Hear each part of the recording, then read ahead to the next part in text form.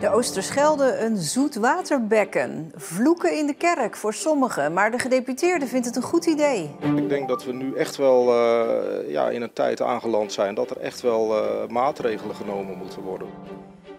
En verder in deze uitzending. Zorgen om roofslak in de Noordzee. En voelen hoe het is om oud te zijn.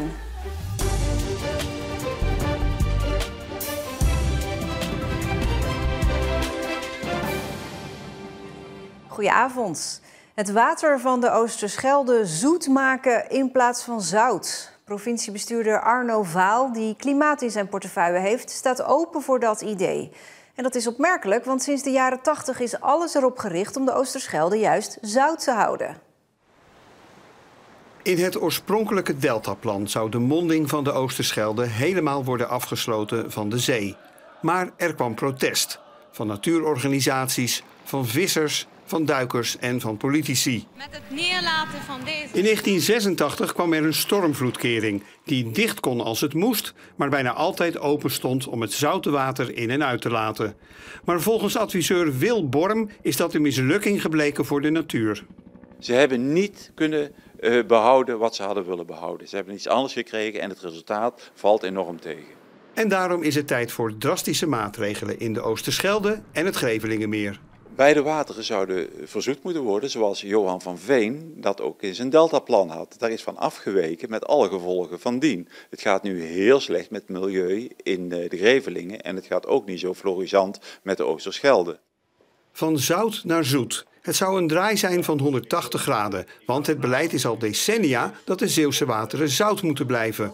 Maar daarin lijkt nu voorzichtig een kentering te komen. Eerst maar eens goed onderzoeken met elkaar en dan de goede gesprekken gaan voeren. Maar u staat er wel voor open als ik het zo hoor. Ik sta er zeker voor open, want ik denk dat we nu echt wel in een tijd aangeland zijn dat er echt wel maatregelen genomen moeten worden. Want er is een tekort aan zoet water en de verwachting is dat de zeespiegel stijgt. Een ingedamde Oosterschelde zou een groot zoetwaterbekken kunnen worden en Zeeland zou ook beter beschermd zijn tegen de zee. Maar wat betekent een zoete Oosterschelde voor de natuur en de vissers? Een zoutwatermilieu is heel iets anders dan een zoetwatermilieu. Wil niet zeggen dat in een zoetwatermilieu, daar kan natuurlijk ook heel goed visserij in plaatsvinden. En een natuur kan ook heel goed gedijden in een zoetwatermilieu natuurlijk. Ja, en misschien zijn er dan andere gebieden waar de vissers aan de slag kunnen gaan. Dus daar zullen we met elkaar ook moeten kijken van... Wat zijn de mogelijkheden en wat zijn de oplossingen? Politiek verslaggever Marcel de Kraan is hier. Ja, dit is toch wel echt een denkomslag. Ja, zeker. Want dat een groep adviseurs dit voorstelt en zegt... ja, dat kun je wel een beetje verwachten. Maar dat de provinciebestuurder zegt open te staan voor verzoeting van de Oosterschelde... ja, dat is toch wel nieuws. Nu is Arno Vaal natuurlijk van de BBB, de Boer-Burgerbeweging. En boeren zijn natuurlijk gebaat bij... zoet water, veel zoet water, een groot zoetwaterbekken in Zuidwest-Nederland. En ze zijn natuurlijk ook tegen verzilting van gronden. Dus het past wel in dat plaatje. Ja, maar als je kijkt naar die vissers, als je kijkt naar de natuur... het is echt een hele omslag. Heb jij er al reacties op gekregen? Ja, die zijn al binnengekomen. Ik zal er even een paar citeren, die zijn wel aardig. De Vereniging Natuurmonumenten die zegt bijvoorbeeld... met het afdammen van de Oosterschelde verdwijnt de dynamiek van het getij... en gaat unieke natuur boven en onder water verloren...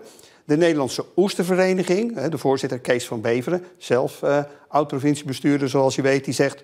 het zou dramatisch zijn voor het imago van Zeeland. En statenlid Ines Vlaemeling van PvdA GroenLinks... de grootste oppositiepartij, die noemt het plan zelfs... totaal onrealistisch en luchtfietserij.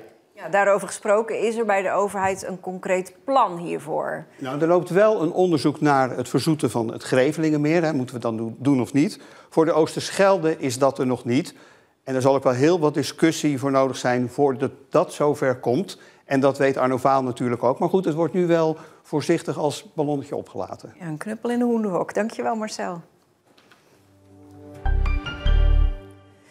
Duikers hebben in de Noordzee een roofslak gevonden die zich daar voortplant. Het gaat om de geaderde stekelhoorn die oorspronkelijk uit Azië komt.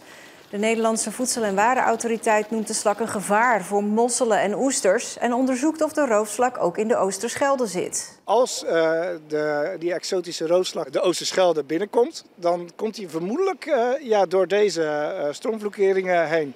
En kan het dan zo zijn dat we niet meer kunnen smullen straks van onze heerlijke Zeeuwse oesters en mosselen?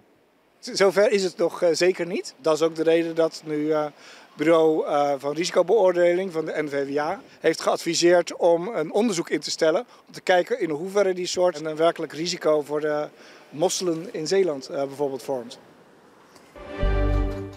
Vereniging Eigen Huis trekt aan de bel. Het is soms lang wachten op onderhoudsmonteurs voor warmtepompen die gebruikt worden om huizen te verwarmen.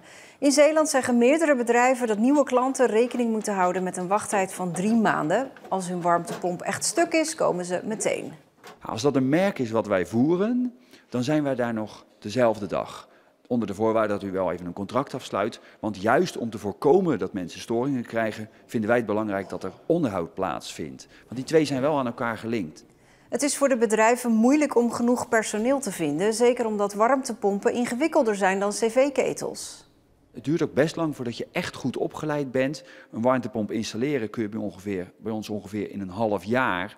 Maar echt service en onderhoud toepassen op een warmtepomp, ja, dat is dan een opleidingstraject waar je zo een jaar mee bezig bent om echt goed de finesses te snappen. Ja, de afvoer kunnen we hier even afzagen. Lange files op de A58 vanmorgen in de richting van Vlissingen. En dat allemaal omdat een vrachtwagen in de berm was vast komen te zitten. Dat gebeurde rond 7:15. Forse vertraging dus, maar niemand raakte gewond. En rond 11 was de weg weer open. Hoe lang bent u al getrouwd? Ben je 50 jaar getrouwd? 50 jaar. Ik ook 50 jaar. Ik ook 50 jaar. 50 jaar? 50 jaar. 50 jaar. Ja, ik ook 50 jaar. 50 jaar. 50 jaar. 60 echtparen op Schouwen-Duiveland zijn dit jaar 50 jaar getrouwd. Ze kwamen samen in Zierikzee. Hoe kennen jullie elkaar? Vroeger van de disco. Hij had verkering met mijn zus. En toen heb ik hem daarna genomen. En inmiddels zijn ze dus al 50 jaar getrouwd. Net als al die andere stellen hier. Wat zit er hier in het water op Schouwen-Duiveland? Zout. Rust en de ruimte. En dan nog wat tips voor een goed huwelijk. Ja, gewoon veel op vakantie gaan. Blijf ademhalen en lief zijn voor elkaar. Zorgzaam organiseerde vandaag een evenement om mensen warm te maken voor een baan in de zorg. Middelbare scholieren, maar ook zij-instromers bijvoorbeeld. En daarvoor werd alles uit de kast gehaald. Op ouderenzorglocatie Bachtendieke in Terneuzen was vandaag van alles te doen om te proeven van het werk in de ouderenzorg en de thuiszorg. We hebben workshops georganiseerd. Mensen kunnen in gesprek met verschillende collega's van afdelingen om te weten wat hun werk inhoudt. Ze kunnen een ouderdomspak aantrekken om te voelen hoe het voelt om in een ouder lichaam te zitten. Zodat ze kunnen zien hoe afhankelijk die mensen zijn eigenlijk van mensen in de zorg. Ze kunnen in een actieve tillift en ga zo maar door. Zo hoopt Zorgzaam toekomstig personeel te werven. In Zeeuws-Vlaanderen is een groot tekort aan zorgpersoneel, net als in de rest van Zeeland. Naar verwachting zijn er in 2030 zo'n 7500 vacatures in de zorg die niet ingevuld kunnen worden. En dat terwijl er steeds meer mensen zijn die zorg nodig hebben. Reden voor Zorgzaam om alles uit de kast te trekken om de mensen enthousiast te maken. Een stukje liefde voor het vak overbrengen probeert ook Guido, die 2 jaar geleden zelf koos voor een opleiding zorgprofessional.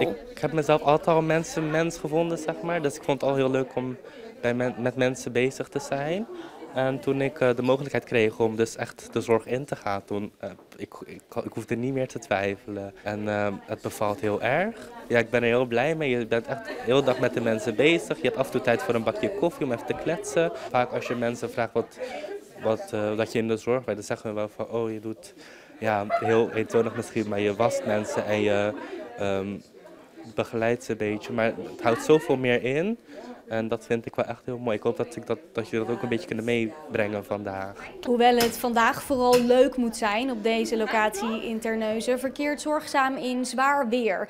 Door een miljoenenverlies over 2023 moet de zorgorganisatie maar liefst 14 miljoen euro bezuinigen. Hoewel ze benadrukken dat dat geen invloed heeft op de zorg. Zorgzaam staat inderdaad voor een financiële uitdaging, maar dan met name in de ondersteunende diensten. Maar zoals ik net al aangaf, zorgpersoneel kunnen we echt altijd hard genoeg gebruiken. En dan met name in de thuis- en ouderenzorg. En door het organiseren van zo'n event hopen we echt wel wat meer nieuwe collega's aan te kunnen trekken.